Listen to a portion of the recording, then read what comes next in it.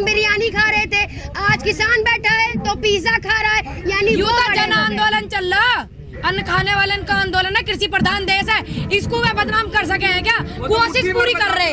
अरे बहुत बड़ी बात कह दी, कोई बात ना, उनके भी एक आधा आदमी आ जा, मैं उन्हें हम दे देंगे, वे आ जा, मैं यहाँ पे बैठे 10-20 दिन, पता लग जाएगी, हवा टाइट हो जाएगी, कितनी ठंड में बैठे रहे, आने वाले भविष्य में गर्मी पड़ने वाली है, आ जा, मैं चाहे मेरा घर का घेर बिक जाइयो, पर उन्हें दे दे के भेजूंगी 1000-1000 रुपया, चाहे कुछ हो जाइयो। ऐसी बात करें, इनको लिहाज नहीं आती है। जैसे ही वो सीए एनआरसी लागू करेंगे, हम अपना आंदोलन फिर से स्टार्ट कर देंगे, फिर से एक शाहीन बाग होगा, फिर से एक घंटा घर होगा, फिर से एक प्रोटेस्ट होगा, क्योंकि ये सरकार गूंगी बहरी है, इसको सुनाई नहीं देता, इसको दिखाई नहीं देता, इसको समाज का दुख दर्द नहीं दिखाई दे रहा, क्योंकि ये हिट्टी सरकार है, अपने ईगो के आगे इसने कुछ माना नहीं है। जिस तरह से देखिए कोविड-19 आ गया था, आपको पता है, कोरोना आ गया था, तो वो भी देश हित में था, हम उठे थे, लेकिन हमने अपना आंदोलन स्थगित किया था, खत्म नहीं किया था, और आज भी हम इस पे है कंडीशन पर कि दोबारा हम आंदोलन शुरू करेंगे अगर इनका स्टेटमेंट आता है और ये चीजें करते हैं और ये स्टार्ट करते हैं सीए एनआरसी, तो उस वक्त भी हमारा मुद्दा यही होगा कि इस काले कानून को वापस ले। वे हमें देशभक्ति ना सिखाए हैं, जिन्होंने 52 साल तक अपने यहाँ पे उन्होंने झंडा तक नहीं लहरा हमारे राष्ट्र का, वे हमें राष्ट्रवाद ना सिखाए। ऐसे ऐसे व्यक्ति राष्ट्रवाद ना सिखाए जिनकी चैट निकल जाए फिर जांच ना होती, ऐसे व्यक्ति हमें राष्ट्रवाद ना सिखाए। दूर रहे, हमें ज्ञान ना बांटा, ज्यादा बांट रहे हैं। जो इनके पहले इतने बड़े बड़े एग्रीकल्चर फार्म हाउस बने, इनकी सलाह सुई तो यूं लाया, बाद में बिल लाए। दूसरी बात, जो नेशनल मीडिया इस चीज को नहीं दिखा रहा, बस नेशनल मीडिया तो यूं दिखा रहा मोदी की दाढ़ी से डरा पाकिस्तान, क्या वह दाढ़ी से चीन भी डरा? अगर चीन डरता तो इतने घर ना बनाते। अरुणाचल प्रदेश में तुम्हें पता घर बन गए। दोनों में कोई अंतर नहीं है। जिस तरह से वो अपने सब अधिकारों के लिए लड़ रहे थे, एक देश पूरा लड़ रहा था, इसी तरह से ये किसान आंदोलन है, इससे भी सब पूरा देश लड़ रहा है। इसको खालिस्तानी बताया जाता है, इसको कभी किसी रुख पे मोड़ा जाता है, तो ये सरकार की भूल है, ये सरकार की गलत फहमी है, क्योंकि सरकार बार बार ये कहती है कि किसान भाई समझ नहीं पा रहे, ये किसान के फायदे की बात है, तो ये सरकार नहीं समझ पा रही है। ये गूंगी बहरी सरकार, ये सिर्फ फायदा देखती है, इसने किसानों का फायदा नहीं देखना। जो किसान मर रहा है, इतना किसान मर गया, उसकी सुध कौन लेगा? क्या आप उसका सवाल का जवाब देंगे? जो किसान मौत मतलब जिनको शहीद किया गया, जो यहाँ पे शहीद हुए हैं किसान, क्या उसका जवाब सरकार देगी या मोदी सरकार देगी? मैं ये कहना चाहती हूँ कि किसान भाइयों के सपोर्ट को पूरा देश सपोर्ट करे, पूरा भारत सपोर्ट करे, और मैं भी इस वक्त पूनम पंडित जी का सपोर्ट करने आई हूँ यहाँ पर। और हम सब महिलाओं की शक्ति एक ऐसी शक्ति है जो किसी भी सियासत की रुख को मोड़ सकती है, और जो ये आंदोलन है किसानों के भाइयों के हक में जो है, उसको भी हम जरूर इंशाल्लाह आगे चलकर इनको मनवाएंगे अपनी बात। और किसान के ये जो इन्होंने कानून लाए हैं, ये काला कानून, इसको वो वापस ले, हम यही अनुरोध करते हैं। और यही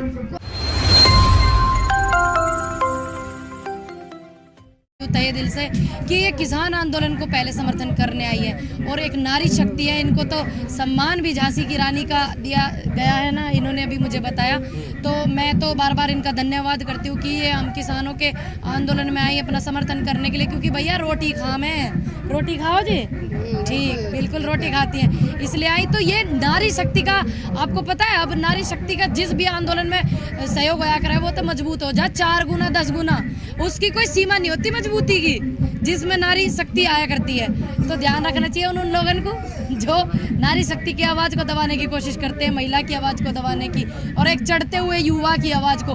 कोई यज्ञ आपको पता है 5 यज्ञ होते हैं, 5 यज्ञ बिना नारी के संपन्न नहीं है। वो यज्ञ जो होते हैं बिना नारी के संपन्न नहीं है, नारी के बिना देश संपन्न नहीं है, नारी के बिना वंश संपन्न ना है, और ऐसे कोई नेता ना जो बिना नारी के आली धरती पे। और दूसरी बात आपको बताऊं, देश में आंदोलन आज तक जितने हुए हैं ना, नारी का सहयोग रहा है, तो नारी के बिना तो आंदोलन भी सक्षम नहीं हुए। यू मीडिया जो सोशल मीडिया पर देखी नहीं उन्होंने, देखो नहीं है क्या उन्होंने? ये बताओ, ऐसे ऐसे आदमी भर रखे जिन्हें गिनती नहीं आवे, जिन्हें ट्रिलियन में 0 ना पता, तो हमारी गिनती क्या करेंगे? और जिन्हें इतनी बात नहीं पता ट्विटर 2006 में आया या 1984 में आया, तब वो हमें ज्ञान बांट रहे हैं ऐसे ऐसे व्यक्ति। बताओ आपको 2006 में ट्विटर आया, पात्रा साहब को नहीं पता, 1984 में कह रहे ट्वीट कर देते, वे हमें ज्ञान बांट रहे हैं। वे हम जो कह रहे हैं उन्हें सुनाई आ रही, मैं जरा यहाँ पे ना हवा टाइट करके भेजा किसान उनकी, दिख नहीं रहे, ढूंढ रहा भारत ऐसे ऐसे इनको पता कहाँ छुप गए, कहाँ गायब हो गए। जब तक वे पात्रा साहब बिल्कुल कुछ ना बोलते हैं, जब उन्हें डिबेट में बैठाया जा, बस कांग्रेस, राहुल गांधी, सोनिया गांधी, ये वो पाकिस्तान, ये सब उन पर सवाल का एक का जवाब नहीं दिया जाता। मैं तो उन्हें बहुत देखूं, हाथ से कभी है वे 809-100 चला ले मैं अपने चैनल पे, खूब टीआरपी बढ़ेगी पात्रा साहब की। ऐसे ऐसे देखो तो सही कितनी बड़ी सरकार में है, वो सत्ता में सरकार है, और वो कहते हैं कि 1984 में ट्वीट नहीं करा, और जितनी भी वे जिनके लिए उन्होंने बोला रियाना, और उनका 89 के समथिंग जन्म है, उस पर आ रहा टीवी पे, ठीक। और जब वो गुड़िया वो 17 साल की, और ट्विटर 2006 में आयो, उन्हें इतना ज्ञान नहीं है, बैठ जावे वहाँ डिबेट करना, चैनल वाले उनका टाइम खराब करे वे ऐसे ऐसे व्यक्ति।